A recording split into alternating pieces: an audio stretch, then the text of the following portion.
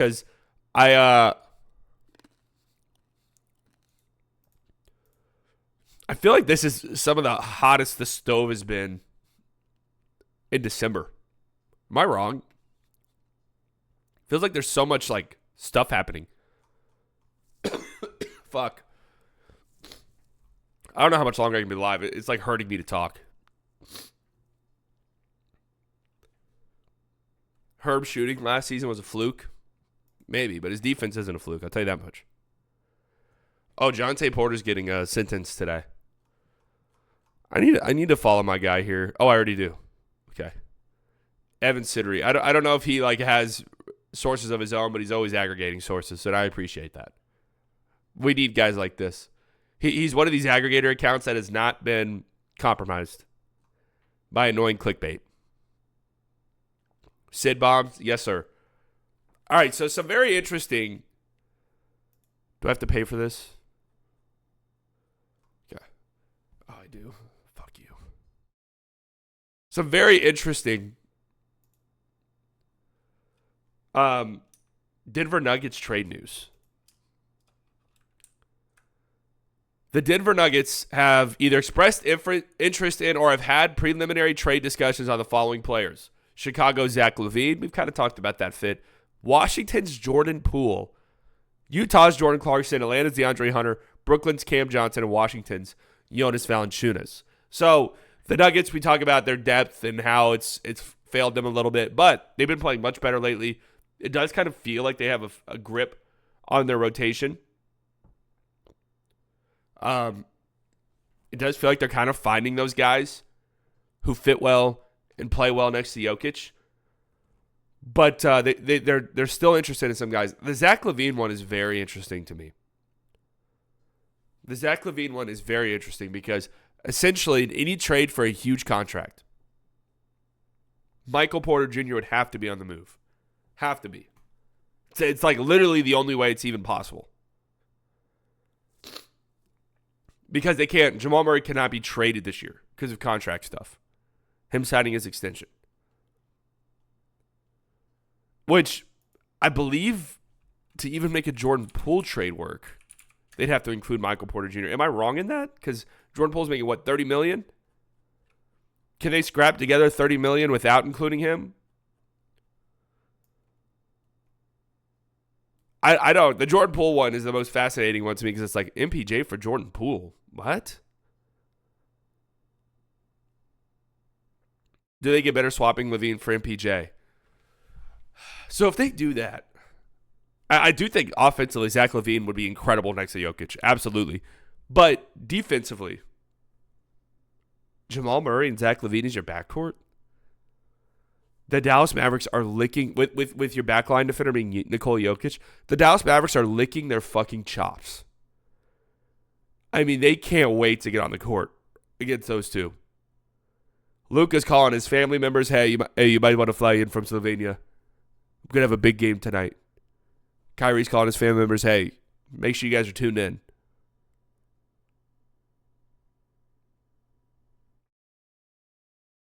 And then beyond that, too, like, the Zach LaVine one doesn't make sense. Zach LaVine to Houston, please make it happen.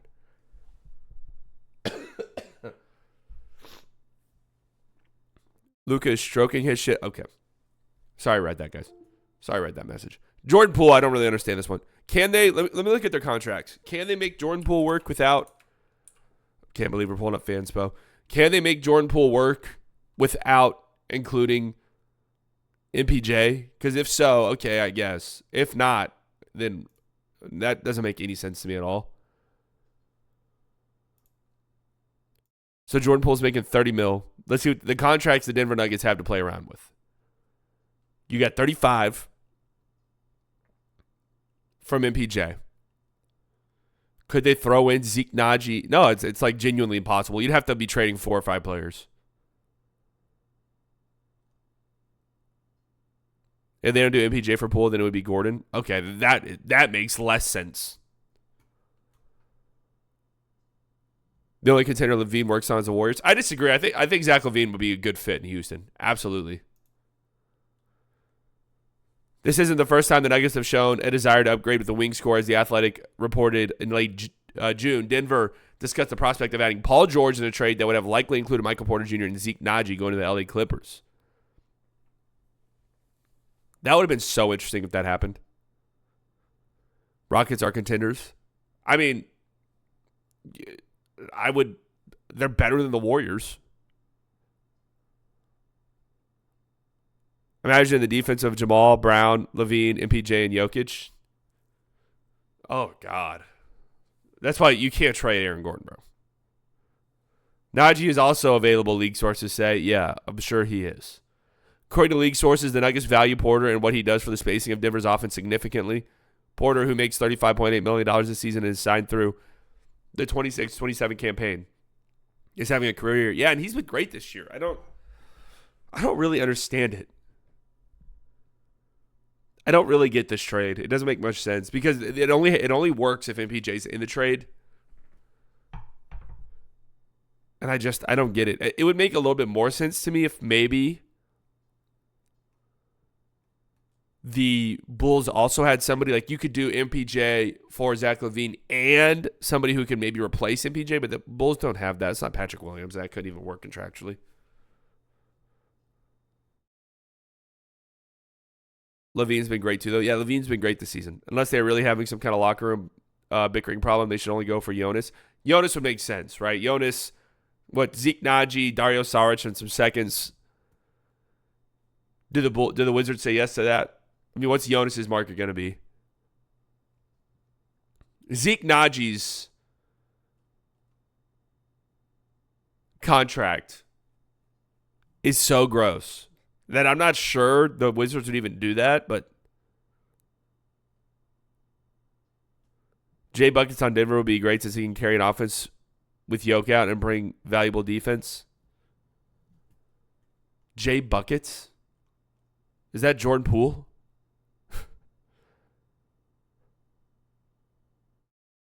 Oh, Jimmy. Okay. I didn't see Jimmy Butler got brought up in the chat. I thought you were talking about Jordan Poole. I was like, what? Yeah, Jimmy Butler does make some sense. I think that's very difficult to accomplish as well. Cam Johnson, the only one who makes sense on that list. Yeah, and I don't think they have the pieces. I think Cam Johnson's going to be expensive. If he does end up getting traded, I think we'll be shocked as to what the return is. Not shocked, but it'll be like a damn.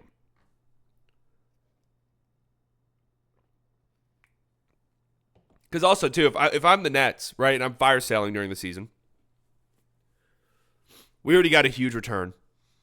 We already got a huge return on Mikal Bridges. I mean, a massive return on Mikal Bridges in the offseason. We traded Schroeder, who is probably our second best trade piece behind Cam Johnson. We traded him for a few seconds. I need to get some real return from some of these other guys I'm selling off. Because Dodo's going to be a few seconds, if I had to guess. Ben Simmons is a buyout guy.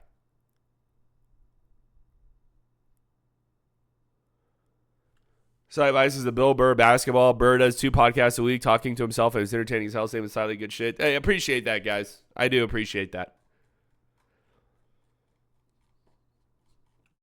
It's Cam Johnson. Dude, okay, so here's the thing about Cam Johnson. You can't look at it like you're not trading for Cam Johnson to be your best player. You're not trading for Cam Johnson to be your second best player. Fuck, bro. Some of these teams aren't even trading for him to be their third best player. What you're trading Cam Johnson for, okay? He unlocks things for you. And he addresses areas of need while also you sort of just break through.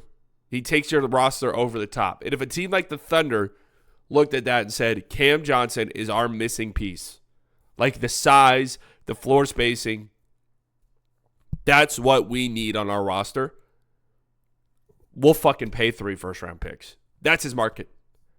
You always got to remember, all it takes is one team to say, hey, this is the guy that we need on our team.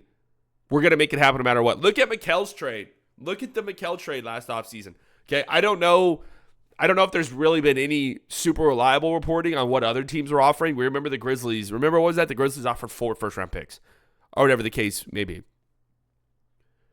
But there's been a there's been a thing between the Knicks and the Nets. They don't really trade with each other. Maybe it costs a little bit more for the Knicks to do business with the Nets, but they decided Mikal's the guy for us. We will pay. We will pay that price. This is the guy who's going to take our roster to that next level.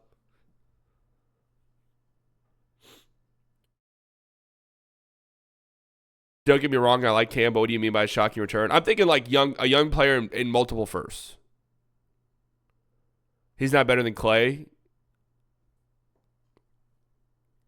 Okay, let's just say Cam Johnson and Klay Thompson had the same contract. Cam Johnson on the trade market is going for more than Klay Thompson. Absolutely.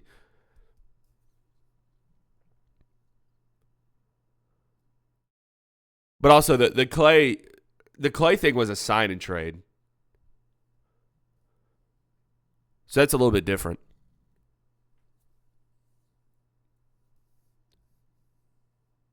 That Bridges trade is going to go down as one of the worst in NBA history. Hey, he played some really good defense against Jalen Suggs a few nights ago. So maybe he's rounding into form. Maybe he's rounding into form. I don't know.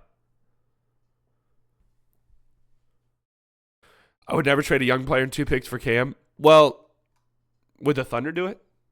Would the Thunder do Aaron Wiggins, Isaiah Joe, and a couple of firsts for Cam Johnson? And if you're the Nets, you're getting some first-round picks, but also you're getting like 2 legit rotation players. Isaiah Joe and Aaron Wiggins. Think about it. Knicks on paper can match up against the Celtics, but if it's something off about the Knicks, I mean their defense isn't as good as you wanted it to be. Like that's a lot. A lot of it has to do with Mikal.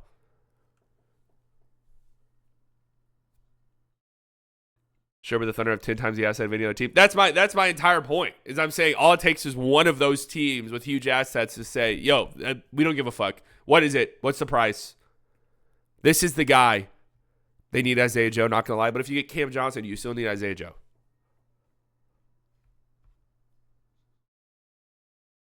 This is just what I'm interested in. The Cam Johnson. I'm so interested in Cam Johnson and what his market ends up being. I think he's the most interesting player on the trade market, in my opinion. I mean, the fact that the Nuggets have even had these conversations is interesting in and of itself, because to even like have these convos with teams, hey, Zach LaVine, we're interested. Let's have some discussions. MPJ's included in the trade. So that's just interesting. That's really interesting to me. There's literally no other way the trade can happen unless MPJ's in it. Nets would want Case and Wallace. All right, see, that's probably where you would draw the line if you're OKC.